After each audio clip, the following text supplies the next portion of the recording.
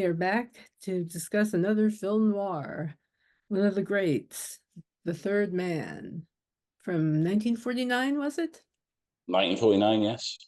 Ah, good, I remembered. Yeah. What are your thoughts on this movie? And I'm Debbie Mack, by the way. I write the Sam McRae mysteries and the Eric Jensen mysteries, as well as other novels and screenplays. And F.R. And Jameson, I'm how about F.R. you? Jameson. I write Screen Siren Noir, and I'm sure I will bring up during the course of this also the Ludo Carstairs supernatural thrillers, which take some inspiration from this. Awesome. That's Yes. awesome. Yeah, one of the things about this movie that really struck me anyway, this time watching it, was just how almost meta the thing was. It was like, okay, a Pulp Fiction writer inadvertently stumbles into a movie that seems to be based on Pulp Fiction, kind of. Yes. Because so many of the lines, so many of the situations, so many of the tropes of the genre Mhm. came out in the movie. Well, I was just let me struck just by it this time. let me just quickly say what it's about, or my wife will be cross with me. Oh, So, wouldn't want that. Go for it. nah. So Joseph Cotton is Holly Martins, who is he's a cowboy writer rather than a thriller writer, I suppose is the one difference. But he arrives in war-torn Vienna in, I guess, 1949. Um, he's there to see his old friend Harry Lime, but when he gets there, Harry Lime has died. So Joseph Cotton asks around a bit, and Harry Lime appears to be knocked over, and two men carried him across the road. But a porter tells him there was a third man who carried him across the road. So Holly Martin stays, and he's partly there to find out about Harry Lime, and partly because he's very attracted to Harry Lime's girlfriend Valley. But one night at Valley's apartment, he discovers someone watching him from the dark, and he yells at this person, and the light switches on and above, and it's Harry Lime himself. Yes, Yeah. that's right. And from And one there, thing I noticed in this viewing, I haven't seen it for a while, is like I think one of the first shots, and it's when Holly is arriving in Vienna. It looks fantastic. He walks underneath a ladder. There's a yeah, I man cleaning noticed that. windows, and he walks right underneath the ladder. I Is this some know. kind of just rumination on bad luck? Exactly. It's like Yeah, you walk under that ladder, you've walked into the Twilight Zone, dude. yeah,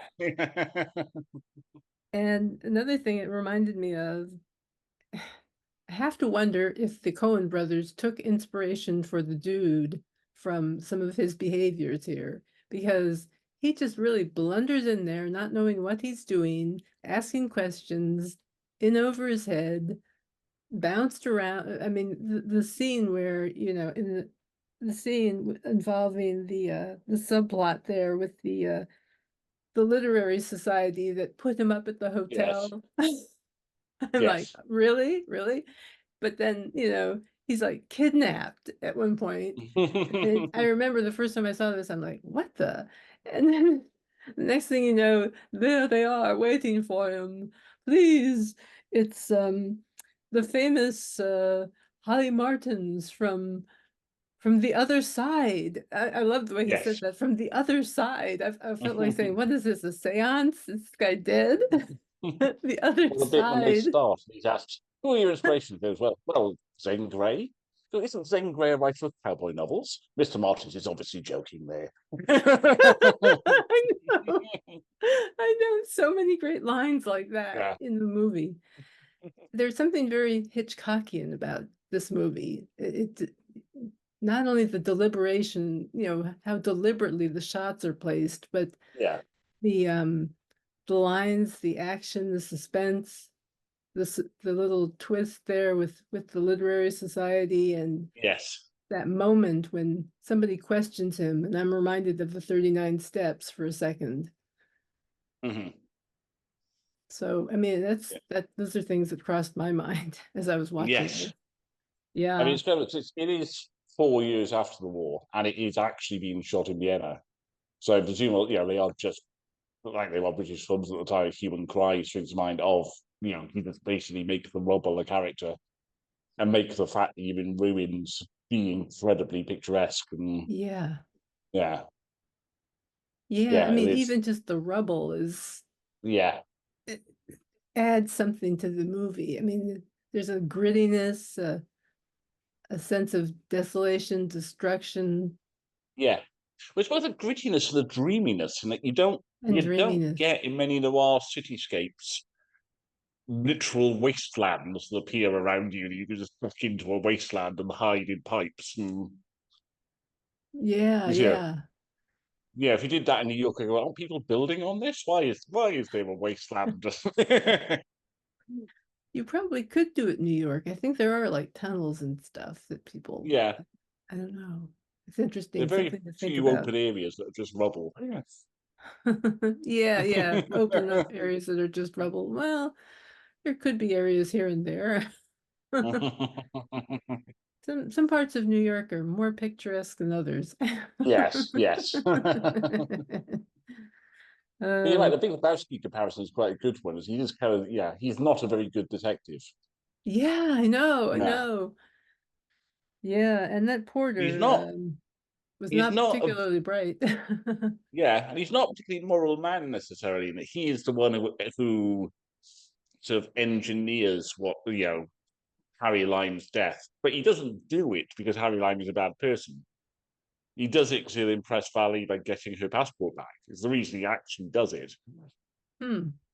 If it wasn't for her, he'd quite possibly just let Harry Lime go. It's a Hmm. yeah, Never really thought about that. yeah. Yeah, notice this time around, he doesn't, even though he's taken to the penicillin, the ward with the people who have received the bad medicine for Harry Lime are there's children, isn't it? So yeah, he sees Yeah, all yeah. these Lots of children. horribly injured children. He still does it for selfish reasons. Hmm. And I Interesting. guess, it's a Graham Greene script and it's a very cynical worldview. Hmm. That's That, that, that that would be comes a lot from consistent. Greene. Yeah, Yeah, that would be yeah, consistent with him, wouldn't it? yeah. That's interesting. I never really thought about it. Because I haven't, you know, I've read like one book by Graham Greene. That was Brighton Rock. Hmm. Yeah. Cynical worldview, yeah. Yes, yes. There's another good black and white film, Brighton Rock. Yeah, that's a good one. Yeah. Yeah, with Uh, William Hartnell in the cast of that one. yes. Yeah, Yeah, yes. I noticed that. Yeah. The doctor. And he's so mean. He's horrible in that film. Oh yeah, yeah. Yeah, You made a good bad guy, yeah. yes. As is Richard Attenborough, to be fair, who is normally, so twinkly in Jurassic Park and Miracle on 34th Street, and he's utterly vicious in Brighton Rock. Oh yeah, yeah. Yeah, yeah, It's amazing. It's yes. amazing. So yeah, I did love that whole bit with the literary group putting him up, which I thought was Hmm. somewhat fortuitous, Yes, lucky fortuitous. yeah, And then he hangs around and he keeps asking all these questions and then that porter who practically shouts, "Hey, I have important information that you really gonna want to yeah. know, but I have to meet you secretly about it later, okay?" Mhm. But yeah, it's a secret. Okay. Shouting from the window, "You idiot." Yes. Well, okay then. And then of course the kid, I was wondering about the kid and the ball bouncing in the Oh, room. yes. I was Yeah. like, what's that all about? And then you Mm. realize it's a setup for later Yeah. when the kid says, "Murderer." Yeah, that does feel a very Hitchcock moment, that of because he Mm. doesn't understand the language. He doesn't understand, German or Austrian, and he just stood on the street blithely while everyone in the crowd comes to the conclusion he's a killer. Yeah, yeah. Yeah. So he goes from bumbling detective to accused at that Yeah. moment, and the stakes are raised considerably for him. Hmm. So one can understand why he would want to get the hell out of town, but then he doesn't. And then he Yes. gets involved with Veli and the whole shebang there. Yeah. And then he realizes Harry is still alive, Mm-hmm. Yeah. which leads into yeah, we haven't actually mentioned his name yet. So I'm sure there would be a lot of people who don't know much about this film and who will put it on and after an hour go, isn't Orson Welles supposed to be in this film? Where Yeah. exactly is he in this film? I know. He doesn't show up until quite late. Yeah. Yes, I'd say he probably about doesn't show. halfway into the movie, Yes, he's on. probably. Well, he's on screen for 10 minutes. The character, but according to Simon Callow's biography, if you don't see it as well as his face, it's not him. If it's the back of his head, that's not him. Hmm. So he himself is in it for about 6 minutes. That's interesting. Yeah, the running through the tunnels. Yeah, He unless didn't. you actually can see his face, it's not him.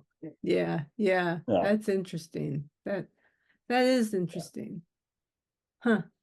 So they got a it's stunt a good double just to as a side. do the Yeah, whole. when they were making the film, and Alexander Corder had hired him to play the part and paid him the money, and then Wells refused to come to set and led them on this whole merry dance around Europe. And Cawdor's men were sent out to try to find him. There's a story of they took him down to Capri off Naples, and they got the ferry over to Capri. And just as the ferry docked in Capri dock, a speedboat shot out of Orson Welles in the back of it, waving at them. He headed on elsewhere. Oh my God. Yeah, Eh, wow. I had no idea. That's yeah. very interesting. He was annoyed as he took a flat fee. He was offered a percent. He claimed he was offered a percentage and took a flat fee. And of Hmm. course, it was by far the most commercially successful thing he ever did. Mm-hmm. Naturally. So he could have maybe been making money off it every year, but now he No, paid his instead fee. instead he ended Yeah. up making commercials for wine. Mhm. Yeah. It would have gone a long way to funding his films if he'd actually just taken a percentage on it. Yeah, yeah. Oh my God. Yeah, I kind of found myself finding parts of this movie that reminded me of Citizen Kane. Mhm. Like when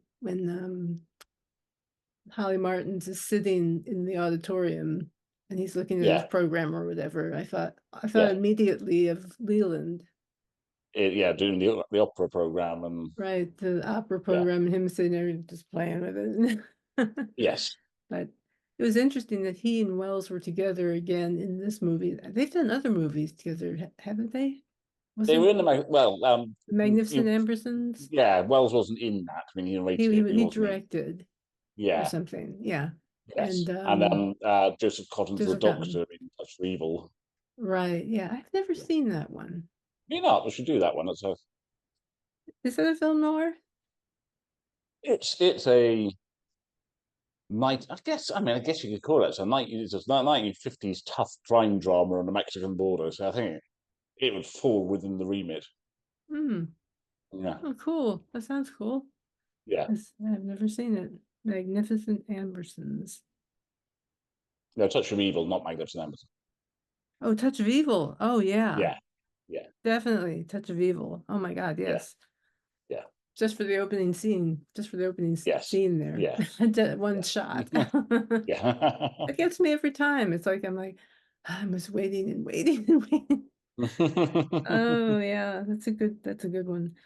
So what do you think Orson Welles had any effect on this movie? I mean, just other than the 6 minutes or whatever he was on there. I mean, No, because somehow he Welles says feels so he present. he would he would argue yes, but then he would argue that about every film he made as an actor, that he was basically He there was not exactly co-directing it. shy about his talents.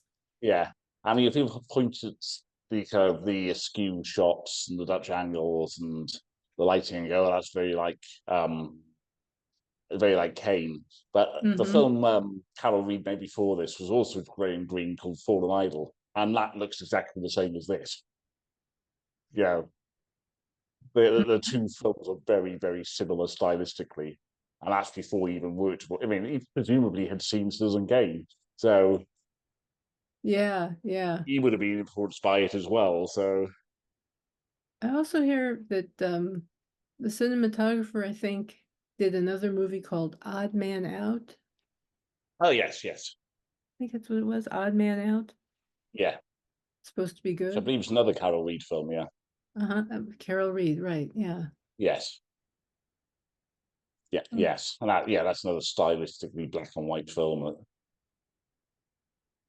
there's a yeah. lot of stuff in the air. Then I mean, that's the thing with film noir. It's a lot of shadows. It's a lot of strange angles.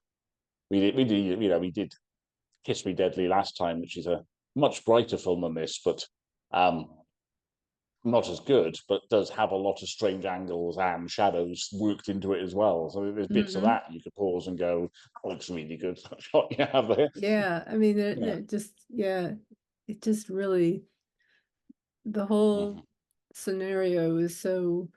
shadowy, um, angular at times, bleak. Um, Yes. one gets this sense of exhaustion, ruin, Yes. the attempt to continue to survive in the face of all this wreckage, kind of. There's a Yeah. kind of a, I kept thinking of Casablanca and sort of the intrigues of all the people at the tables talking. But there was a kind Yeah. of a whole international intrigue going on here Yeah. within this with this pulp story kind of taking place with international Casablanca's a far more intrigue mixed noble in. film, though. In that you wouldn't have Paul Henreid's character wouldn't fit in this film Oh because yeah, he's too no, good, and Humphrey Bogart wouldn't make the turn that he does in Casablanca. right. No, he just He'd make off probably with the just dame. yeah, he'd probably just sell out Paul Henreid and go off and ring with Bergman. That would be the end of the Yeah. film. And she might have That just was told him right from the start, hey, I was married to this other guy, okay? yeah, Use me. I thought he was captured or killed or some shit. yeah. To be I fair, never you say understood that. that Casablanca comparison there, it is essentially what Holly Martin's trying to do in this film. He tries to sell out Harry Lime and go off with Valley. That is what he attempts to do. Well, he tries. I, yeah, You gotta give him points for trying. yes, he only gets halfway there. So Harry Lime may give bad medicine to people and cause horrible deformities to children, but Yeah, Holly Martin is a bad guy because he wanted to hook up with Valley and yeah. screw Well, it's just him. it's the more cynical version, though. As as I I said, suppose, he yeah. does. Yeah, he doesn't turn on Harry Lime for noble reasons. He does it for his own self-interest. Huh. Well, Yeah, maybe so. yeah, Maybe. I don't know. I never pictured Holly as being that venal. Quite quite so venal that he wouldn't have some humanitarian in him. yeah, I mean, the guy's a writer. I mean, most writers tend to, I mean, and he's looking into his friend's death. He thinks this guy yes. is a good guy and a friend. Of course, they've It's done odd though. Like, he's sketchy come there, he's down things. his luck, but there's the bit when they actually meet on the Ferris wheel, Hmm. and Holly Martin chastises him for running off before and leaving Holly Martin to be arrested. Yeah, yeah, I remember, yeah, I remember that. I Yeah, noticed that this time, and I thought, okay, yeah, so he's done sketchy things in the past too. yeah, So yeah, he's done sketchy things. I don't know what he was arrested for. yeah. I have no idea. But I know I like the word scarper. I think that's such a great word. I love when Bernard Lee says that scarper, scarper Yes. to the balloon man. Scarper. It's the thing with Joseph Cotton's performance. So some people will, I mean, Yeah. that as the flaw of the film. Hmm. That he, if he had a James Stewart or a Cary Grant, they'd be much more balanced. Him and Orson Welles. Orson Welles tips it immediately in his. He's far more charismatic. But I think in the nature of the story, it works quite well in that Holly Martins is clearly a follower. He's Mhm. clearly someone who just follows on behind Harry Lang. Exactly. Yeah. Yeah. He doesn't Yeah. have his own sense of agency in the same way that Harry Lang does. He's Precisely, not the yeah. guy who makes stuff happen. He doesn't have exactly. He lacks Yeah, agency, which is yeah. the same thing that I've noticed with The Big Lebowski. The Mm, dude just gets into situation, people will say, "Oh, you should do this," and he goes and does it, and yeah. things happen. Yes, So that's yeah, why I keep going back to that in my mind. It's like, okay, he's a blundering fool who starts asking questions yeah, because something caused him to. In this case, it's Terry Lime's death, his alleged death. yeah, In the yeah. dude's case, somebody peed on his rug. Whatever. Yeah, Which makes it a comedy, as yeah, opposed to this, yeah. which is not a comedy. Has funny It moments, though. Has funny has funny moments. moments, yeah. Has some wonderful It's funny true. moments. Great lines, too. It does, yes. It's Calloway, not Callahan. I'm English, not Irish. Yeah.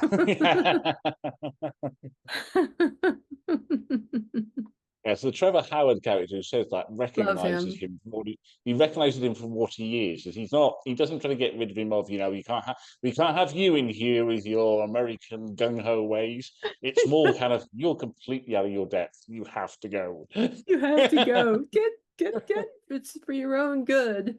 Yeah, And this guy, the lines he spouts is like, so what are you doing?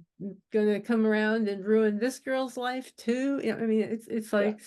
like Mickey Spillane, only cornier or Yes. something. You know what I mean? It's like you can see this really corny Western writer type coming out. And I'm wondering, is this a commentary on Westerns or on Americans? Uh, Yeah, it could be. I mean, most British people at this point would never have met. Well, no, they would have actually met Americans. They'd have had GIs over. They'd have had their first contact with Americans in reality in the last previous 10 years. So this might be a response to that. Yes. it's interesting. Well, it's not always flattering, but some Yeah. of us try to be nice. Yes. Some of us even love stuff that you guys have. I'm a huge fan of Jammy Dodgers, I gotta say. Oh, excellent. Yes. Oh my God, I had one today. It was like, oh, I needed this. Ah, yes, Jammy Dodgers. Um, what else should we talk about with this movie? I mean, Trevor Howard is just wonderful, and he makes a Mhm. wonderful pairing with Bernard Lee, who Yes. does kind of like that average. He's just so down to earth. I mean, when he goes to Holly and says, "I really enjoy your books. I like Yeah. a good Yeah. Western. Yeah, I like a good Western. It's something I can just sit and read and not have to think too hard about." Yeah. And then he talks him up to that literary guy, and I'm just like, oh my God. Yes. Yeah, you're in over your head every which way here. Yes. Wilfred, I mean, it's Wilfred Hyde White, who is, I mean, he's in lots of stuff. I remember he was in the 1970s Buck Rogers series. Hmm. Right, yeah, he's your genial old gent. For like 30 years, he did that kind of role. The polite British gentleman. Yes, yes. In charge of an incredibly resourceful and um, well-funded literary society. Yes, I know. Wow. I mean, I know you guys love books, but wow. Mm. I don't know if that was something of Graham Greene's experience. He'd encountered some such thing, or whether that was his wish fulfillment for him that he wished some literary society would put him up in hotels and Really, really, exactly. Yeah. yeah, Truly, I mean, that was just like, yeah, a bit unusual. Yeah, I don't get many offers from literary societies to put me up in hotels these days. I don't know, man. I don't see why not. Gosh, No, no. I can write as well as Holly Martin's probably even better. Maybe.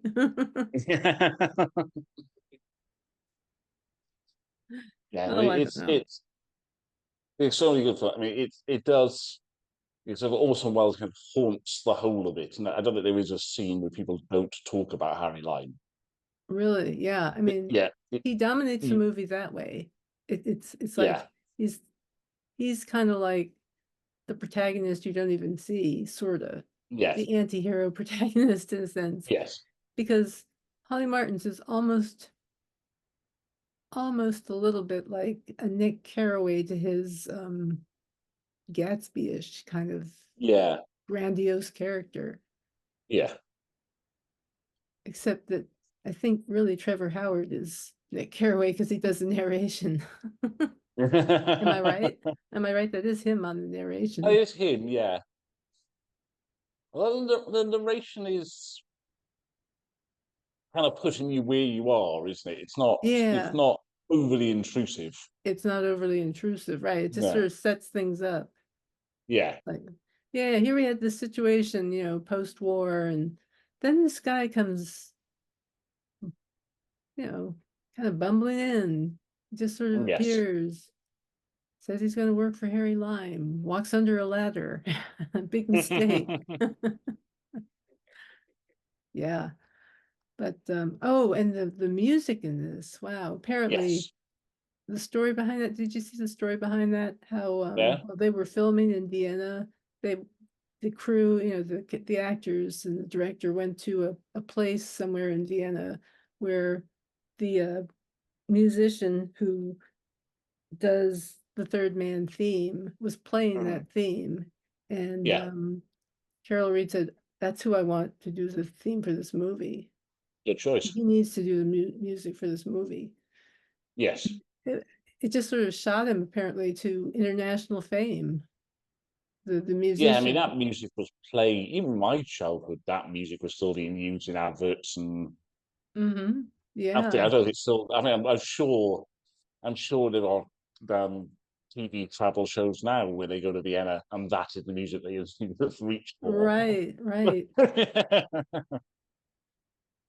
And there's all that, this trivia about it on Wikipedia. It's amazing. yeah, I yes, mean, it had that much effect. It was unique. It was pretty much unlike any other theme song you'd hear from a film noir of the time. but it's memorable, isn't it? It has a yeah, it's you can hum and stays with you, which most of them are kind of dun dun dun, Yeah, and yeah, that not quite that, but that kind of we are not going to be subtle. We are on the mean streets of Chicago. Where this is what happens, and this is just ex much more yes, atmospheric.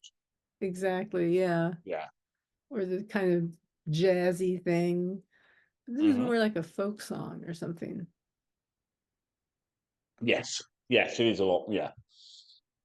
How close it is to history and folk music, I have no idea, but I'm not really qualified to weigh into Same here. Yeah. that. I, but it is very beautiful and it Yes. goes well. Yes. It's a nice touch for the movie there.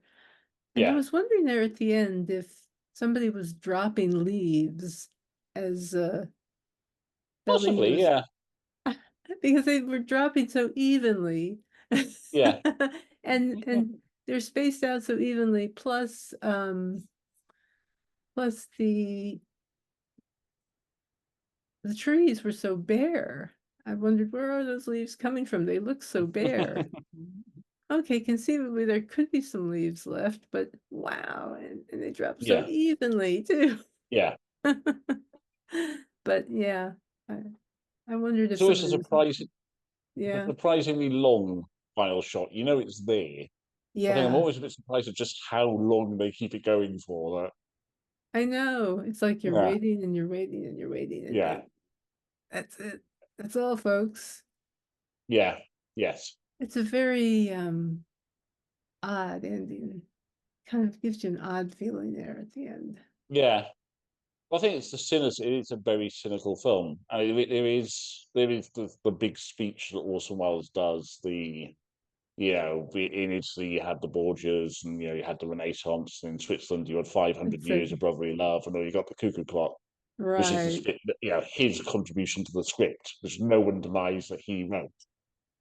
But it does really kind of encapsulate Graham Greene's worldview.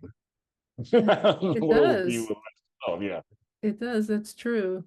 yeah. I mean, it's in a script credited to Graham Greene, but it's probably the most Graham Greene thing Graham Greene never wrote. Wrote Wow. for it. Yeah. But yeah, it is a very cynical viewpoint. But I don't think it leaves you in, some very cynical films you can be just like, wow. I think it's exciting enough and intriguing enough. And at the end, it's kind of, I mean, I say, like a post-wartime feel, but neither of us ever were alive in post-wartime. So does that apply to us, or do we just folk memory our way into it? I don't Really? know. Yeah, Really? Yeah. yeah. It's you do some ways of understanding the world. I remember the first time I saw it, I just had this sense of how unsettled everything was because you had all these countries at Yeah, this one point yeah, trying to deal with each other. yes, And, the whole thing with Trevor Howard and the Russian, uh, yeah.